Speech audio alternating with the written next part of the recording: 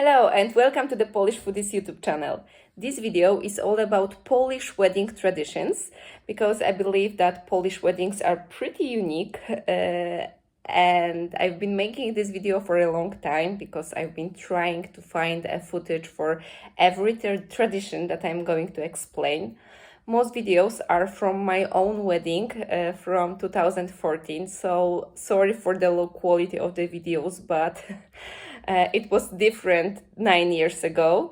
So let's start from the beginning, which is the engagement.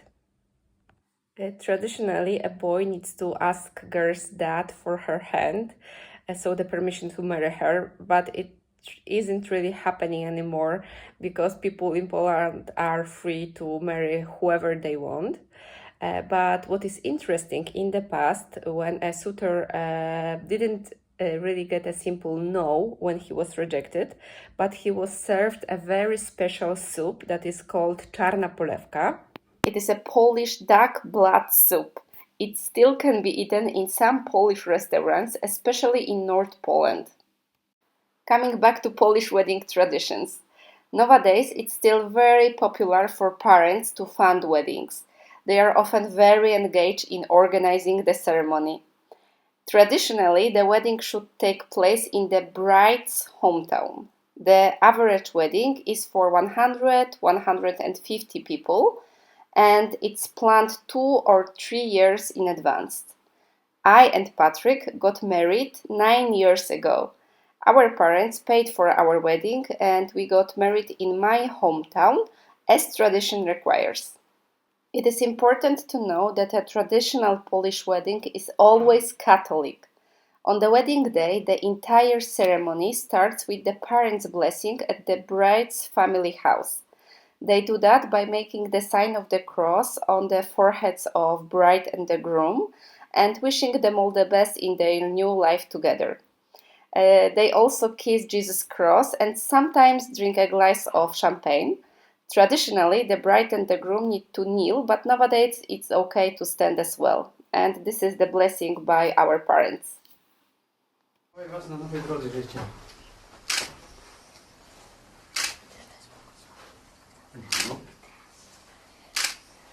Dziękujemy.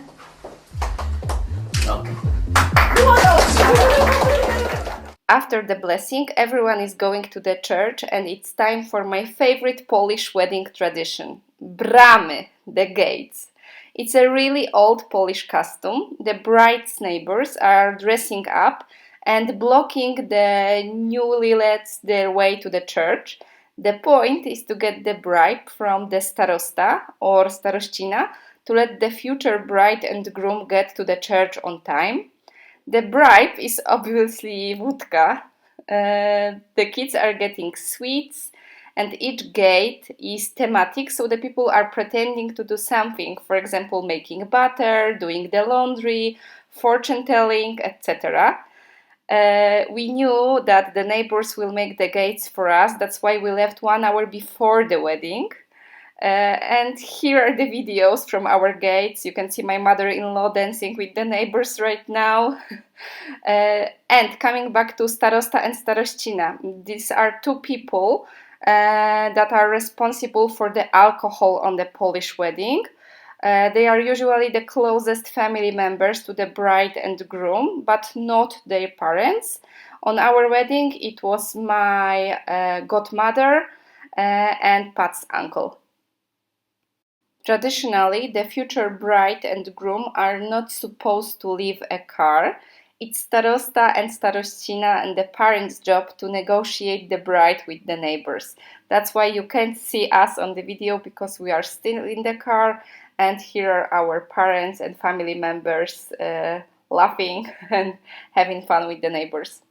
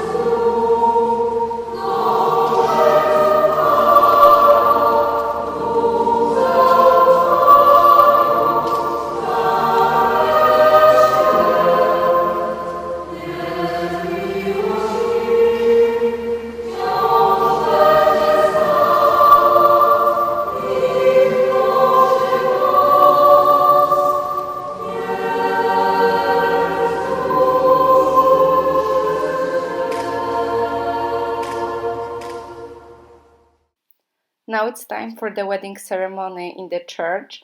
My father was walking me to the aisle, but it's not always the case. So there's no need to explain the ceremony itself. However, there are some traditions specific to Poland. The first thing is that the people in Poland are wearing rings on their right hands. Wearing the ring on the left hand means you are a widow or widower.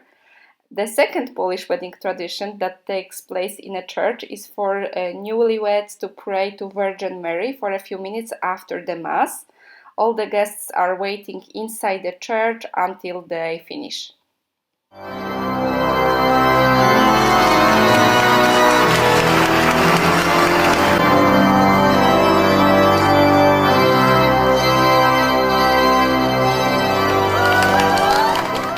When the newlyweds are leaving the church, they are often showered with coins or rice, according to tradition that will give them money, fertility, and abundance. And now it's time for party. The newlyweds and the guests are heading to the hotel or the wedding hall. Their moms or parents should already be there to greet them with bread, salt, and vodka. According to the tradition, the bread guarantees the newlyweds will have enough food to eat throughout the entire marriage. The salt will bring them happiness and protect them from evil. The bride and the groom are tasting bread with salt, drinking a shot of vodka, then breaking the glasses. That will bring luck. It's okay to drink water instead of vodka, but that needs to be discussed prior with the wedding organizers. We drank vodka.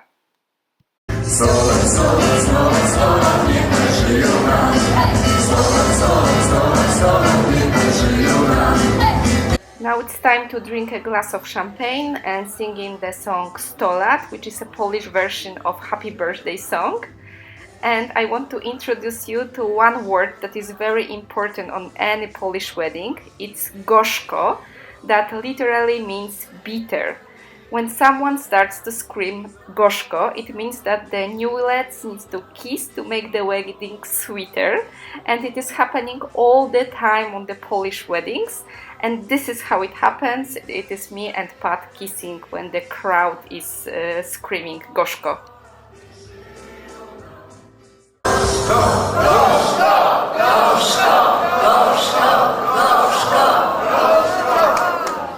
And now it's time for the wedding gifts and wishes. Sometimes it's done in front of the church right after the ceremony, but because the weather is unpredictable, it's better to do it in the hotel or a wedding hall. So the typical wedding gift is money. You should give at least the amount that newlyweds are paying to host you. That means talerzyk, a plate, and a typical cost per person is 300-400 zł. So if you are attending the Polish wedding as a couple, you need to put 600 or 100 zł in an envelope. If the hosts are paying for your hotel as well, you need to increase the gift with the estimated amount of your stay. So in the past, the bride and the groom were getting flowers as well, but it's getting more popular to ask for something else, for example, wine or a lottery scratch card. That information is usually included on the wedding invitations. After the wishes and the gifts, it's time to eat the first meal. When all the guests are done eating, the bride and the groom are starting the party with their first dance. They choose the song and the choreography they want.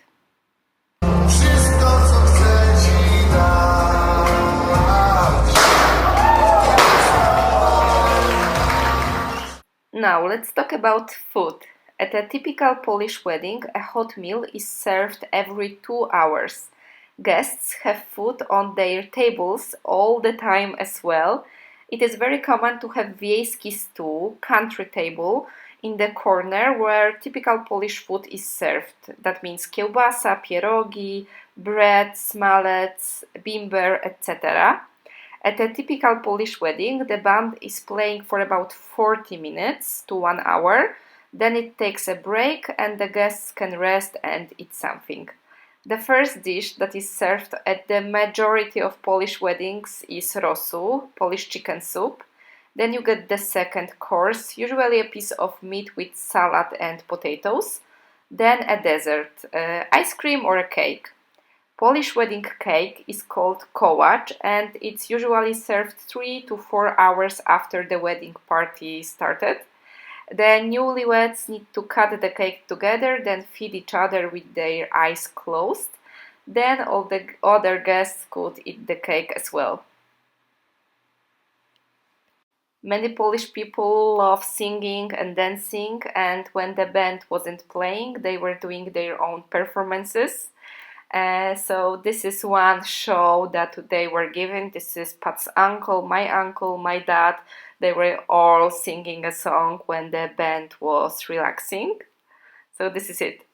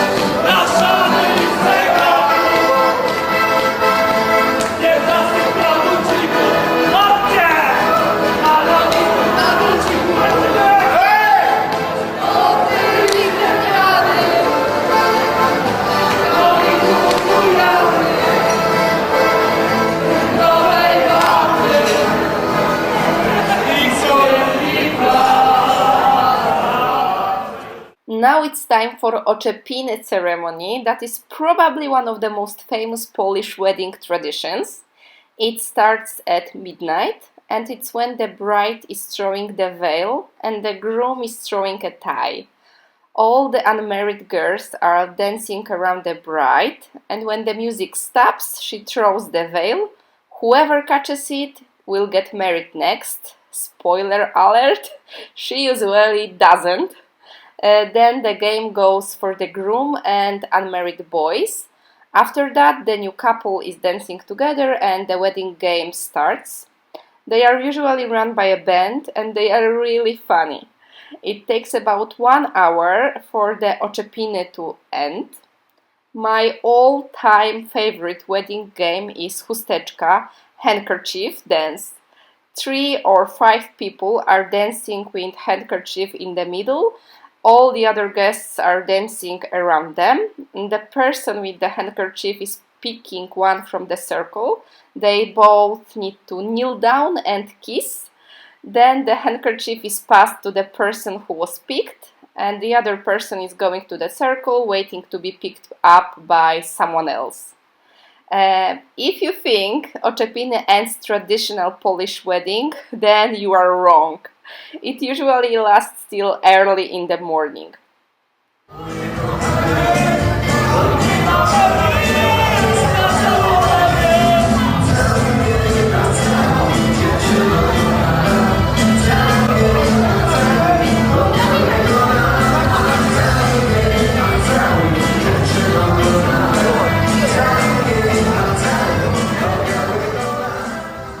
Our wedding ended up at 6 a.m.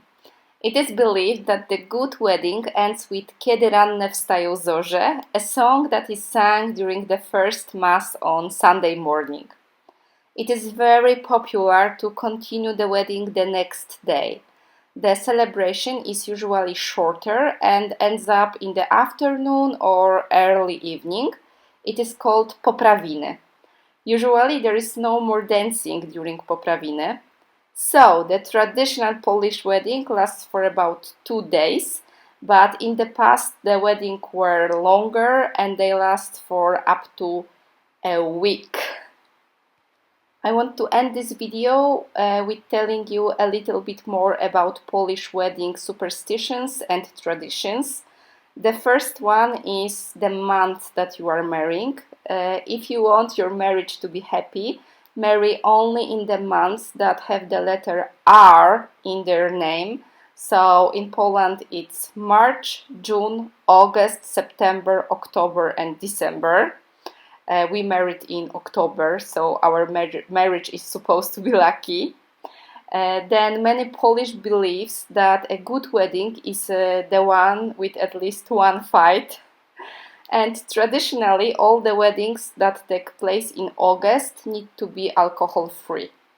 Thank you for watching this video. I hope you like it. If so, don't forget to comment below or click like and subscribe to my channel to see more Polish traditions and videos from Poland. I hope to see you again next time. Bye bye!